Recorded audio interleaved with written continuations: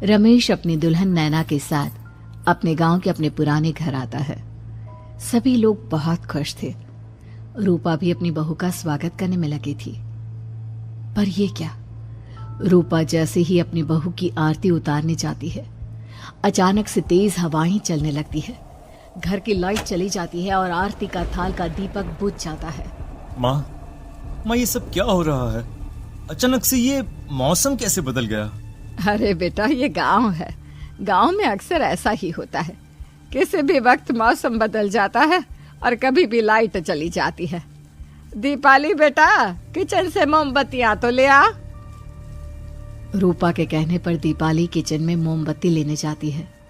Light ना होने की वजह से घर में काफी अंधेरा था, इसलिए दीपाली अपने फोन का टॉर्च ऑन करती है और टॉर्च ऑन करते ही उसे महसूस होता है जैसे कोई उसके सामने से गुजरा हो। मुझे ऐसा क्यों महसूस हुआ कि मैंने अभी यहाँ किसी को देखा? क्या सच में यहाँ कोई था या ये सिर्फ मेरा वहम था? अरे दीपाली बेटा, मिले कि नहीं मोमबत्ती? हाँ माँ, बस अभी लाती हूँ।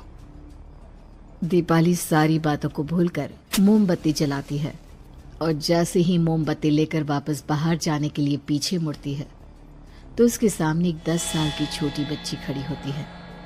उस बच्ची की एक झलक देखते ही दीपाली डर जाती है और जोर जोर से चिल्लाने लगती है। तभी अचानक से लाइट आ जाती है। दीपाली की आवाज सुनकर शंकर और छोटा भाई पवन उसके पास पहुंचते हैं। क्या हुआ दीपावली बेटा? पापा, मैंने किसी को देखा। दीदी यहाँ पर कोई नहीं है। अंधेरे में वहम हुआ होगा आपको। अब चलो, दरवाजे पर भैया भाभी कब से खड़े हैं। दीपाली भी इसे अपना एक वहम समझकर सबके साथ बाहर चली जाती है, जहां वो लोग अपनी भाभी का स्वागत करते हैं। नैना अपने पैरों से कलश को गिराकर थाल में पैर रखती है और घर के अंदर जाती है। सब घर के अंदर चले जाते हैं। भाभी, मैं आपकी ननद नहीं, आपकी छोटी बहन और फ्रेंड की तरह हूँ। इसलिए कभी भी आपको ये लगे कि भैया आपको सता रहे हैं तो आप उनकी शिकायत मुझसे कर देना। भाभी भैया की शिकायत करे या ना करे, पर मुझसे और माँ से तेरी शिकायत जरूर करेगी। सभी आपस में बैठकर हंसी मजाक कर रहे थे। नैना भी घूंघट किए अपने बिस्तर पर बैठी थी।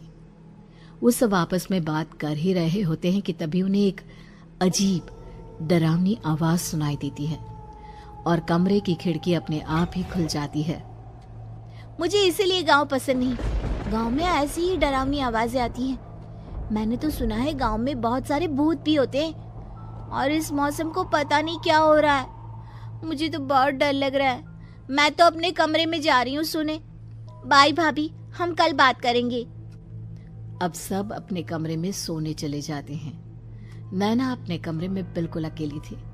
कुछ देर बाद रमेश अपने कमरे में आता है और देखता है कि नैना खिड़की के पास खड़ी होकर बाहर की ओर एक टक नजरें लगाकर देख रही थी। क्या हुआ नैना? बाहर क्या देख रही हो? मैं बाहर का मौसम देख रही हूँ रमेश जी। इस मौसम को देखकर ऐसा लग रहा है जैसे आज कोई अपना बदला लेने के लिए आया है।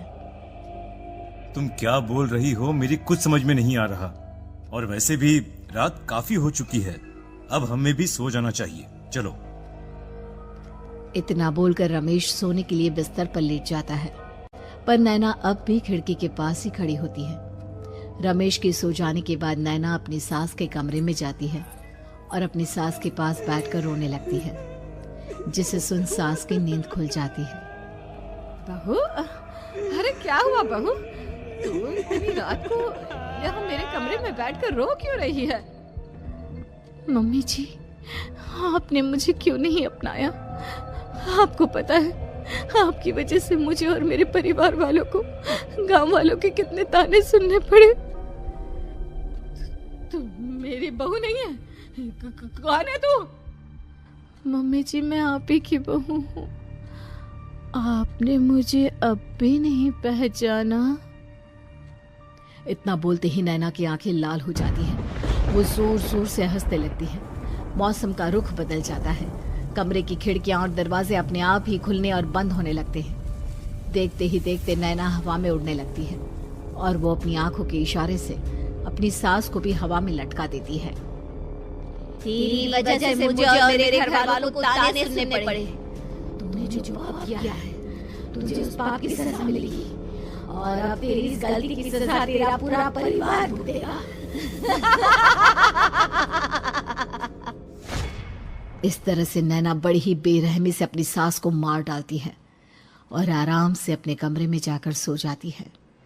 अगली सुबह जब घर वालों को कमरे में रूपा की लाश मिलती है तो उन लोगों के पैरों तले जमीन खिसक जाती है।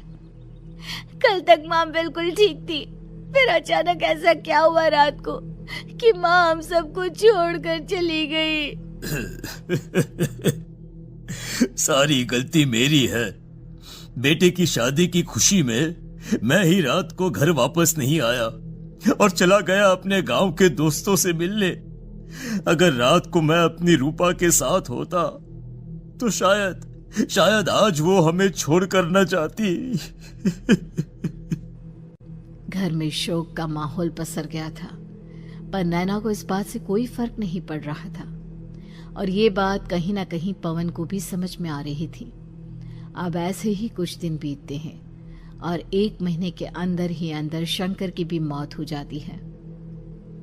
पहले माँ छोड़कर चली गई और अब पिताजी। क्या हो गया है हमारे घर को? पता नहीं किसकी नजर लग गई है। भैया ये घर सही नहीं है। हम जब से इस घर में आए हैं कुछ न कुछ बुरा ही हो रहा है। हमें यहाँ से वापस शहर चले जाना चाहिए। जहाँ रमेश, दीपाली और पवन का रो रो कर बुरा हाल था, वहीं नैना अपने कमरे में बैठी आराम से मेकअप कर रही थी। दीदी मुझे तुमसे कुछ बात करनी है। मुझे लगता है कि इन सब के पीछे भाभी का हाथ है। पवन तू ये सब क्या कह रहा है? तू होश में तो है ना? अगर भैया भाभी ने तेरी ये बकवास बात सुन ली तो उनके दिल पर क्या गुजरेगी? तू भाभी पर इतना बड़ा इल्जाम कैसे लगा सकता है? दीदी आप खुद ही देख लो ना, हम जब से इस घर में आए हैं सब कुछ बदल गया है। शादी से पहले नैना भाभी ऐसी बिल्कुल नहीं थी, पर अब वो किसी से बात नहीं करती, ज्यादातर अकेले अपने कमरे में ही रहती है और कभी उनसे बात करो भी तो न जाने कैसी अजीबोगरीब तरह की बातें करने लगती हैं। तू पागल हो गया है? आप समझती क्यों नहीं है दीदी? देखो ना, हमारे घर में मौत का सिलसिला शुरू हो गया है, पर भाभी को कोई फर्क नहीं पड़ रहा। वो अभी भी मेकअप कर रही हैं, आराम से खाना खा रही हैं। और दीदी आपको पता है, जिस रात माँ की मौत हुई थी ना, उस रात मैंने भाभी को माँ के कमरे में जाते हुए देखा था। पवन की बातें सुन अब दीपाली के मन में भी शक पैदा होने लगता है और वो इस बारे में रमेश से बात करती है। रात को सब साथ में बैठकर खाना खा रहे थे, तभी कौन हो तुम और तुम ये सब क्यों कर रही हो? क्यों सबकी जान ले रही हो? रमेश जी, ये आप क्या कह रहे हैं? मैं भला मम्मी जी पापा जी की जान क्यों लूंगी? मैंने कब कहा कि तुमने माँ पापा की जान ली? नैना, तुम तो मेरी पत्नी हो, तुम थोड़ी किसी को मारोगी। नैना, तुम नैना ही हो ना? रमेश की ये बात सुनते ही नैना खाना छोड़कर गुस्से में सबको देखने लगती है। नैना की गुस्से भरी आंख को देखकर तीनों भाई बहन डर जाते हैं। तभी नैना जोर जोर से हंसने लगती है। मैं तो हूँ आपकी पत्नी गौरी। गौरी का नाम सुनते ही रमेश के होश उड़ जाते हैं। आखिर कौन है ये गौरी? क्या है इस घर और घर वालों का राज?